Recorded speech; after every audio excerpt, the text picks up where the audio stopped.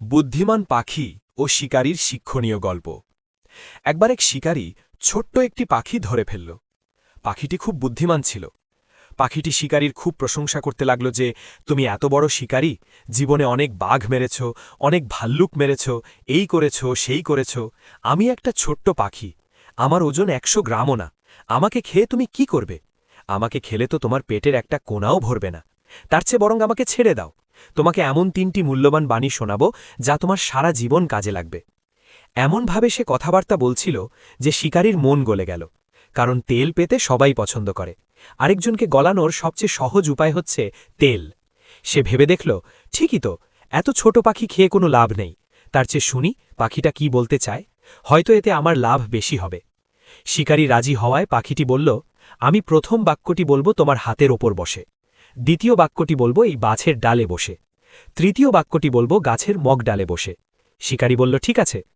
পাখি বলল, কখনো অলিক কল্পনা করো না, যা অবাস্তব সেটা কখনো বিশ্বাস করো না। শিকারী বলল, খুব ঠিক কথা, সত্যিই তাই, কখনো অবাস্তব কথায় বিশ্বাস করতে নেই। পাখি বলল, এবার আমাকে গাছের ডালে যেতে দাও, আমি দ্বিতীয় বাক্যটি বলবো। শিকারী ছেড়ে দিল। গাছের ডালে উঠে পাখি বলল, যা হাতছাড়া হয়ে গেল তা নিয়ে কখনো আফসোস করো না। শিকারী বলল, এটাও ঠিক, যা আর আমার নেই তা নিয়ে আফসোস করা তো বোকামি। পাখি এবার মগ ডালে উঠল।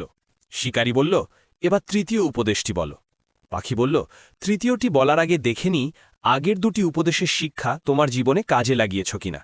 পাখিটি বলল, আমার পেটে আছে 200 গ্রাম ওজনের একটি মুক্তো। শুনে শিকারী খুব আফসোস শুরু করল। হায় হায়, এ কি করলাম আমি? এভাবে হাতছাড়া করলাম ধনী হওয়ার এত সহজ সুযোগ। বলেই পাখিকে ধরার ব্যর্থ চেষ্টায় ওপরের দিকে লাফাতে লাগল। কিন্তু পাখি তো তখন মগ ডালে।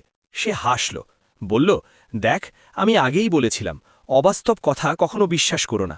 আমার ওজনই 100 গ্রাম, আমার ভেতরে 200 গ্রামের মুক্ত থাকবে কিভাবে? বলেছিলাম যা হাতছাড়া হয়ে গেল তা নিয়ে কখনো আফসোস করো না, কিন্তু তুমি তাই করছো। তোমাকে আর কোনো উপদেশ দেয়া অর্থহীন, কারণ অধিকাংশ মানুষের মতো তুমিও উপদেশ কান দিয়ে শুনেছ, কিন্তু তা থেকে শিক্ষা নাওনি। তোমার মতো বোকা ও লোভীদের কারণেই প্রতারকরা প্রতারণা করার সুযোগ পায়।